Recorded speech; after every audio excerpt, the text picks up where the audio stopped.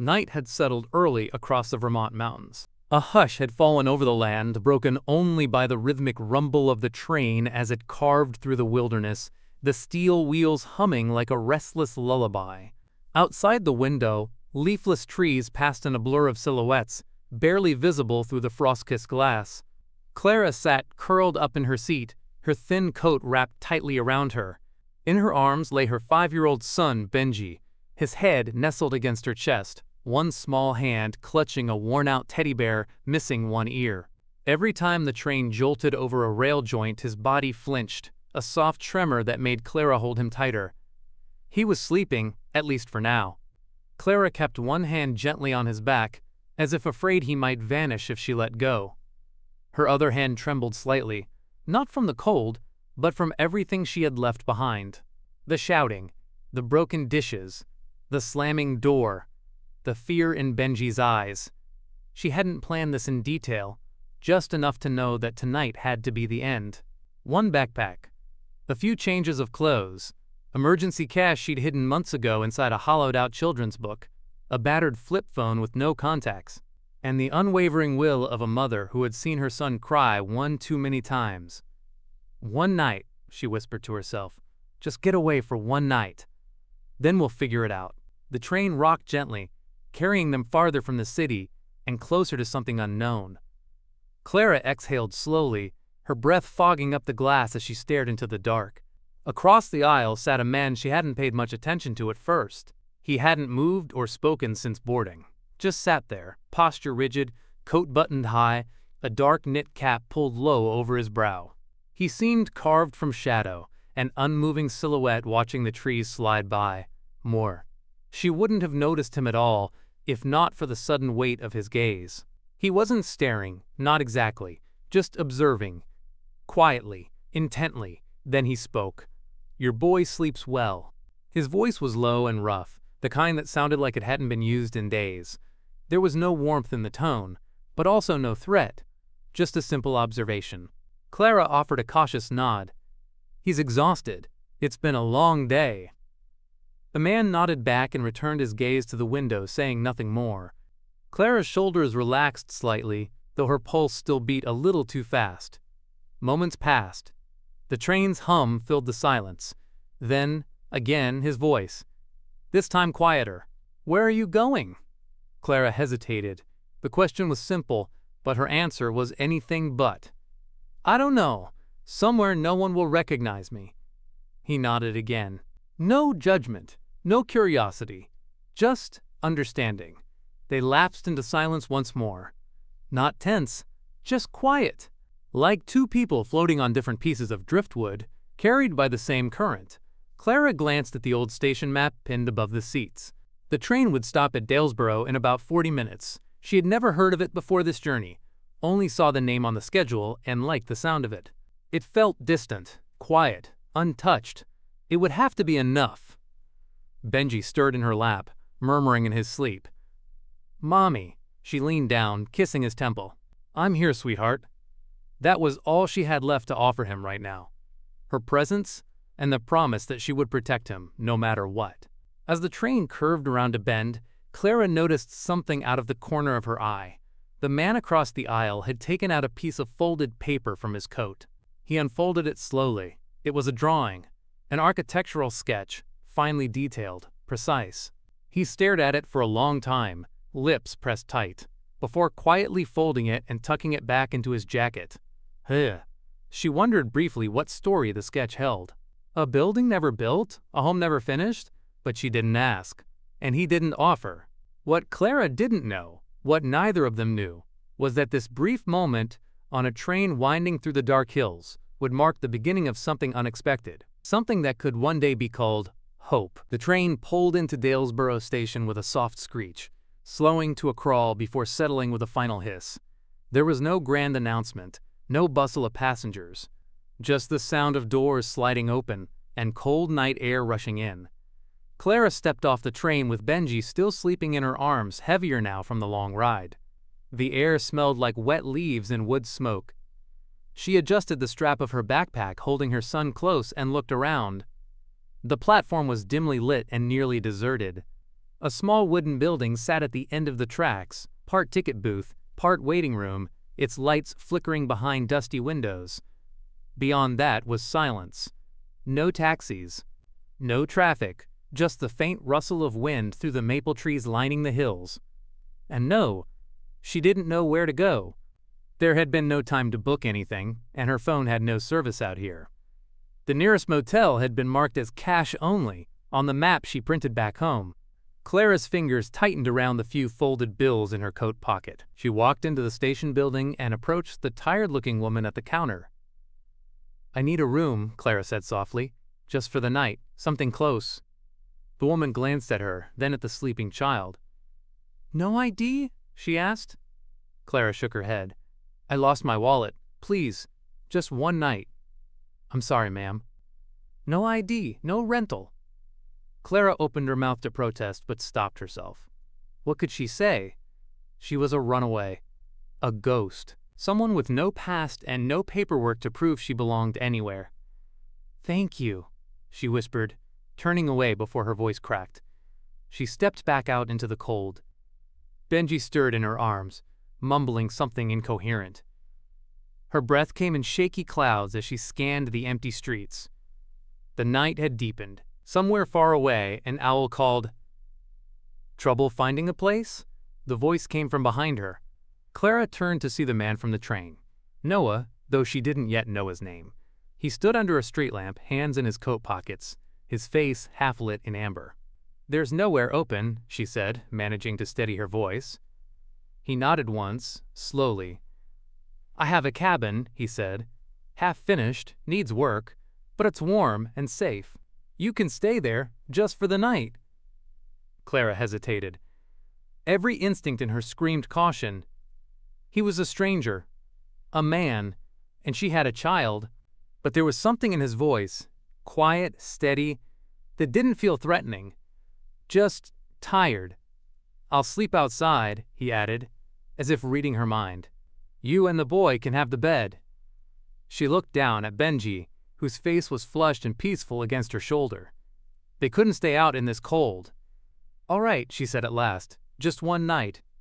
He gave a small nod and turned without another word. She followed. The walk to the cabin took nearly 20 minutes. The trail wound through trees glowing orange and crimson, even in the faint moonlight. Their boots crunched over fallen leaves, and Clara could hear the babble of a nearby creek. When they reached the clearing, the cabin stood small but sturdy. It looked like something from another century. Stone chimney, wooden porch, smoke rising from a chimney pipe. A lantern flickered on a hook outside the door. Inside, the warmth hit her immediately. A wood stove burned low, casting shadows against the walls. The furniture was sparse. A cot, a table with mismatched chairs, shelves lined with books and dusty tools. A guitar leaned in the corner. A folded blanket sat at the foot of the bed. Noah moved with quiet efficiency, placing a kettle on the stove and stoking the fire with practiced ease. "There's clean water, a working bathroom, and food in the cupboard," he said. "I'll be out back if you need anything." Clara hesitated. "You don't have to stay outside. We can—" "I don't mind," he interrupted gently. Their eyes met, and for the first time she saw it clearly. Grief. Not danger, not menace. Just a hollow sorrow, deep as a canyon and just as silent. "Thank you," she said softly. Noah nodded and stepped outside, closing the door behind him with a quiet click. Clara laid Benji on the bed and pulled the blanket over him. He curled instinctively toward the heat, sighing in his sleep. She sat on the edge of the mattress, watching the firelight dance across the ceiling. For the first time in weeks, she wasn't afraid. Not safe exactly, but not hunted, not trapped. She took a deep breath and leaned back beside her son, letting exhaustion pull her under. Outside, beneath the star-blanketed sky, Noah sat on the porch, the steam of his breath rising like smoke into the night. Neither of them knew it yet, but something had begun that night. Not love, not quite, but a space had opened, small and uncertain, where healing might finally take root. The morning sun filtered through the maple branches, casting golden patterns on the cabin floor. Clara woke to the soft crackle of firewood and the smell of something warm and faintly sweet, oats simmering, perhaps, or apples stewing. For a moment, she didn't remember where she was. Then the low ceiling, the wooden beams, and Benji's small frame curled beside her brought it all back. She had not slept this deeply in years. Benji stirred with a sleepy yawn, blinking his blue eyes open. His first word wasn't, "Mommy." It was a whisper. "Safe?" Clara pulled him into her arms and kissed the top of his head. "Yes, we're safe." Outside, birds sang, wrens, warblers, robins, like a choir no one had paid to conduct. Clara rose, wrapped the blanket around Benji's shoulders, and tiptoed toward the kitchen nook. There, in the dim morning light, Noah stood over a small pot on the wood stove, stirring slowly with a wooden spoon. He didn't look up as she entered. "There's breakfast. And tea, if you want it." She hesitated. "You didn't have to cook. You didn't have to stay." A simple exchange. Not unfriendly, just cautious. Like two people walking across thin ice, measuring each step. They ate in silence, save for Benji's cheerful chewing and quiet hums of satisfaction. Clara watched him with a strange ache in her chest, like watching something long frozen begin to thaw. After breakfast, Clara offered to wash the dishes. Noah shrugged, moved to a workbench in the corner, and pulled out a faded notebook filled with sketches. Buildings, windows, arches, rooms drawn in soft pencil. She tried not to look, but her eyes lingered. "You're an architect?" she asked. Noah paused, pencil in hand. "I was." Clara didn't push. Instead, she spent the day cleaning. She dusted the shelves, opened windows to let the crisp autumn air circulate, and organized what she could. She found old jars of honey and dried lavender in the cupboard, folded linens left untouched, and wiped down windows long blurred by dust. Benji explored the yard, giggling as he chased dry leaves, picking up acorns, and naming each squirrel he saw. It was the first time in weeks he had smiled without hesitation. That evening, as the sun bled red through the trees, Clara sat on the porch with a mug of tea in hand. Noah sat beside her, sharpening an old chisel. She spoke first this time. "What happened to your wife and daughter?" He didn't look up. "Car crash, 2 years ago, a drunk driver." Clara said nothing for a moment. Then, "I'm sorry." He nodded once. "They were coming to surprise me. I was working late again." The words dropped like stones in a still lake. And then came the silence. The kind that wasn't empty, but full of things too heavy to name. Clara looked down at her hands. "My husband wasn't who I thought he was. It started with yelling, then blaming, then fists. It took me too long to leave." Noah didn't offer sympathy, only sat beside her, letting the truth sit between them. That night, Clara tucked Benji in with a new blanket she found in the cupboard. He hugged her tightly. "I like it here," he whispered. "Can we stay?" She hesitated. "I don't know, baby," she said. "Maybe a little longer." And so the days passed. Not as strangers, but not yet friends, like two people holding pieces of themselves in quiet hands, unsure whether to offer or protect them. Each day, the trees shed more leaves. Each night, the fire burned a little warmer. And somewhere between silence and survival, something small began to grow. The cabin had begun to feel less like a stopover and more like a quiet world outside of time. Clara didn't mark the days anymore. Morning meant tea by the porch. Noon brought lunch with laughter from Benji as he drew stick figures in the dirt. Evenings were filled with the scent of burning maple logs and the occasional sound of Noah's guitar. Soft chords, never full songs. There were no questions, no demands, no promises. Just days spent tending, mending, breathing. But healing, Clara had come to learn, never unfolded in straight lines. It was during one of those afternoons, while Benji napped and Noah was off chopping wood, that Clara decided to clean the small desk in the corner of the cabin. It sat near the window, cluttered with pencils, wood shavings, and curled up bits of sandpaper. At first, it was just idle tidying, stacking sketchbooks, dusting surfaces. Then she opened the bottom drawer. It stuck slightly, she tugged harder, and it jerked open. Inside was a stack of papers, neatly folded, carefully placed.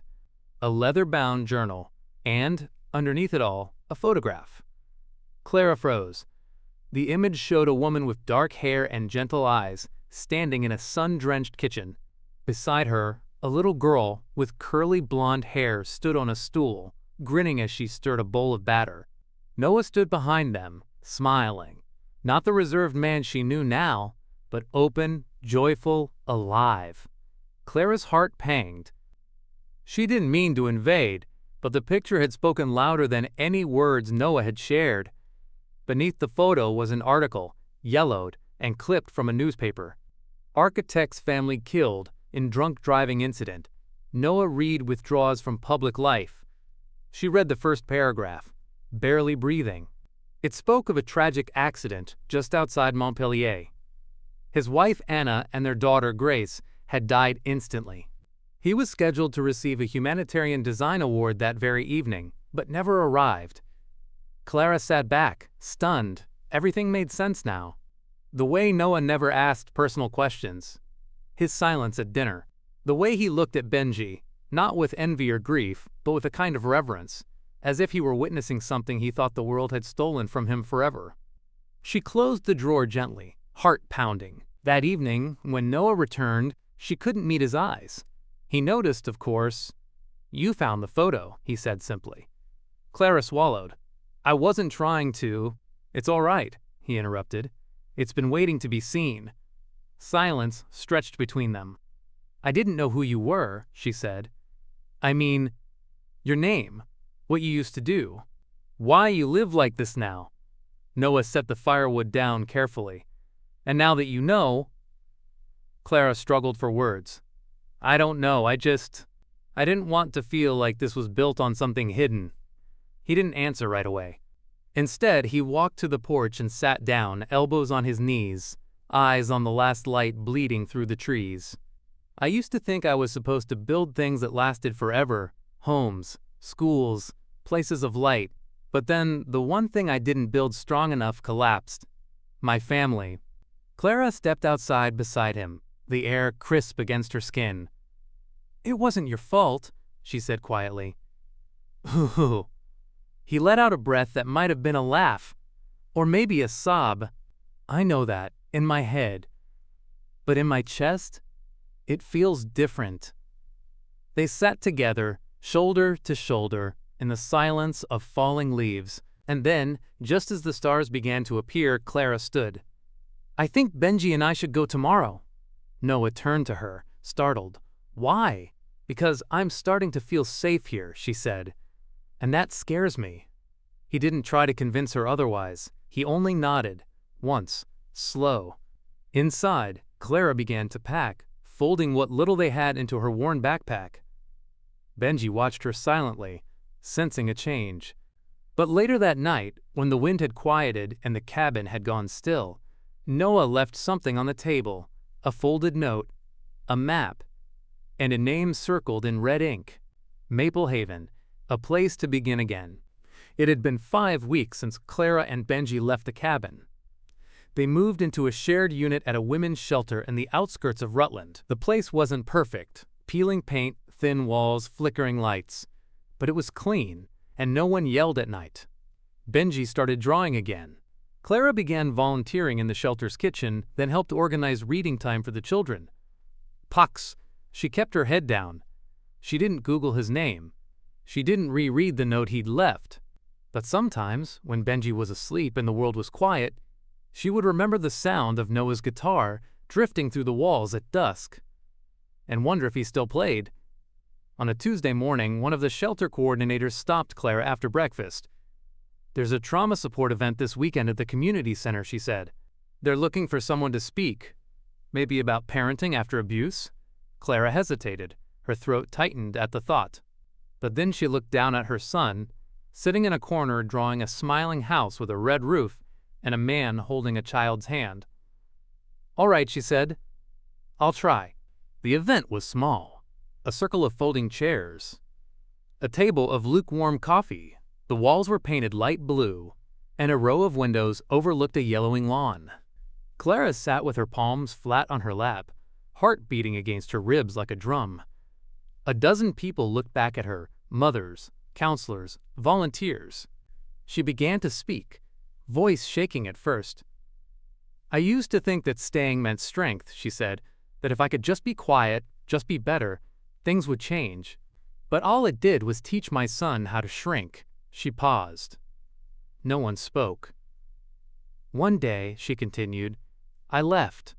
I didn't have a plan. I didn't have anything but a backpack, and a child who still believed I could keep him safe." She smiled faintly, eyes glassy. "Someone helped us. A stranger. He never asked for anything. He just gave us space to breathe, to rest. And in that quiet, I remembered who I was." A soft silence followed. Someone sniffled. She looked toward the back of the room and froze. He was there. Noah stood near the doorway, hands in the pockets of a dark coat, looking exactly the same and completely different. Thinner, maybe, but more grounded, like someone who had made peace with something. Frua. He didn't move, didn't smile, just met her gaze with quiet intensity. Or, Clara's voice caught in her throat. She ended quickly, offering a quiet thank you, then stepped away from the circle and walked down the hall. Her pulse thundered. "Whew!" He followed. Outside, the air was cold and clear. Leaves scraped along the pavement. Clara turned to face him. "You came," she said softly. "I wasn't sure I should." They stood apart, not yet sure how to close the distance. "I left because I was afraid," she said. "Of needing you. Of what it meant to feel something again." Noah nodded. "I know. I was afraid too." He pulled something from his coat pocket. A folded piece of paper. "I kept designing after you left. Just one thing." He unfolded it. A sketch of a school building surrounded by trees, children playing beneath curved windows, sunlight drawn into every line. She took the paper in her hands. It was labeled, "Maple Haven, a place to begin again." "I want to build it," Noah said. "A school, a refuge, a place where kids like Benji can laugh without fear. Where women like you don't have to run." Clara blinked against the tears rising. "Why show me this?" "Because I can't do it alone, and I don't want to." A long pause. She looked at the sketch, then up at him. Benji ran out of the center then, holding something in his hands. "Mom, look what I made!" He stopped when he saw Noah. For a moment, he looked confused. Then he smiled. "You came back." Noah knelt down, eye to eye. "I was hoping you'd say that." Benji held out his hand. Clara took a shaky breath and reached for Noah's. And in that moment, they weren't lost anymore. They were choosing to begin. The land Noah had chosen sat at the edge of a quiet valley, surrounded by towering maples and soft hills that turned to gold in the late afternoon light. It wasn't much, just a wide clearing, a crumbling barn, and a single winding stream, but to Clara, it felt like promise. Together, they stood on the uneven earth, boots sinking into the damp soil, holding rolled-up sketches and thermoses of tea. Benji ran through the grass, chasing monarch butterflies and laughing as if the world had never hurt him. "I thought this would be the hardest part," Noah said, unfolding a blueprint on the hood of his truck. Starting again. Clara looked around, the trees, the quiet, the boy she loved more than anything. Sometimes the hardest part is believing we deserve to. They named it Maple Haven. Construction began slowly. The local community pitched in, single mothers from the shelter helped paint walls, volunteers brought books and supplies, and retired carpenters taught teens how to build benches and play structures. People who had once been broken by the world came together to build something no storm could shake. Noah designed every room with intention. Windows placed where the light would feel softest in the mornings. Classrooms with reading nooks shaped like tree trunks. A therapy room with walls covered in soundproof wool and shelves of handmade puppets.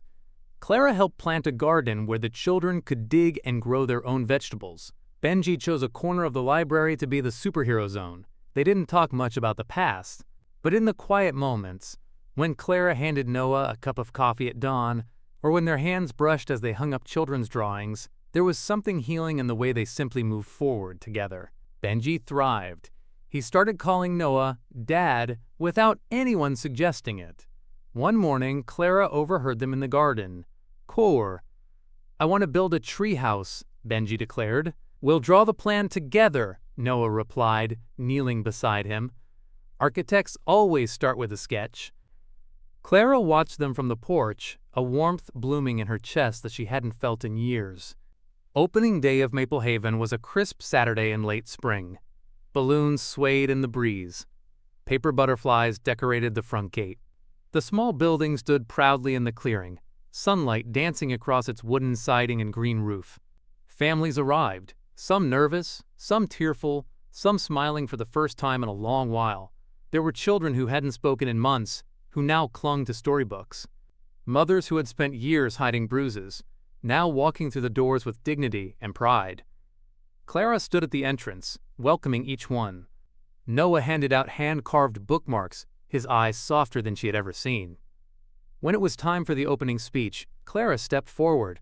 "I used to believe that starting over meant forgetting where you came from," she said. "But I've learned something here. Healing doesn't mean erasing. It means reclaiming. It means building a place where the hurt doesn't win." The crowd stood in silence, listening to the wind moving through the trees. "Welcome to Maple Haven," she said, "where second chances grow." Applause followed, not loud, but heartfelt. Benji ran up after the ceremony and tugged on Noah's hand. "Dad," he said, beaming, "did you see? Everyone loves it." Noah lifted him up, holding him close. "I saw, buddy. You helped build this, too." Clara joined them, slipping her hand into Noah's. For the first time in years, she didn't feel like a runaway or a guest. She felt like she was home. That night, after everyone had gone, the three of them sat on the cabin steps watching the stars. "Do you think it'll last?" Clara asked softly. Noah nodded. "It already is." Benji fell asleep in her lap. She looked down at him, then back at the building, glowing in the moonlight. And in the hush of that evening, surrounded by trees that had once shed their leaves but now bloomed again, she finally believed it too.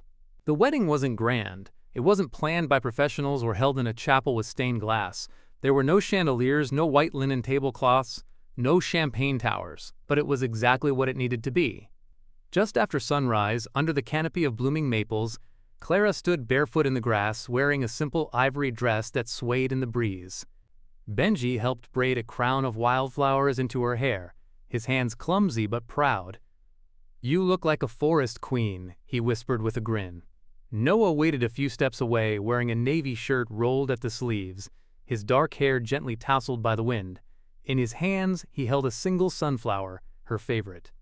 Guests gathered on benches built from reclaimed wood, the women from the shelter who had found strength in Clara's story, children from the school wearing paper butterfly pins, a local baker who donated warm bread and honey scones. Even the town librarian came, handing out small poems copied on handmade paper. Fissy, there was no officiant, no formalities. Just Noah and Clara, standing beneath a carved arch wrapped in autumn leaves, surrounded by people who knew what it meant to begin again. Noah spoke first. "I thought I lost everything," he said, voice steady but thick with feeling. "And I had, for a while, but then you walked into my life carrying someone more important than hope, someone who still believed in it." Clara's eyes shimmered. "I never wanted to be rescued," she said. "I just wanted space to breathe. And you gave me that. You never tried to fix me. You just stood beside me while I found my way back. And somehow, in the quiet, I found you too." They exchanged simple rings, handmade from silver, and inscribed on the inside with a single word: "Begin." Benji clapped louder than anyone when they kissed, then ran up and wrapped his arms around both of them. "Now we're officially a team," he declared. Gecko. The crowd laughed. Someone played soft music on a violin. There was no first dance, only children skipping through the clearing, guests sitting on blankets, sharing memories and second servings of pie. Later, as the sky blushed pink and lavender, Clara and Noah sat hand in hand on the porch of the old cabin that had once been a shelter, and now was their home. Benji lay asleep inside, curled beneath the same blue quilt he had used on his first night there. "You know," Clara said, resting her head on Noah's shoulder, "I don't think it matters where we started, only that we kept going." He smiled, pressing a kiss to her hair. "Then let's keep going," he said. "Together." The maples above them rustled softly in agreement. And so, beneath the trees that had watched them fall and rise again, they stepped into their new season, not perfect, not without scars, but full of life, together.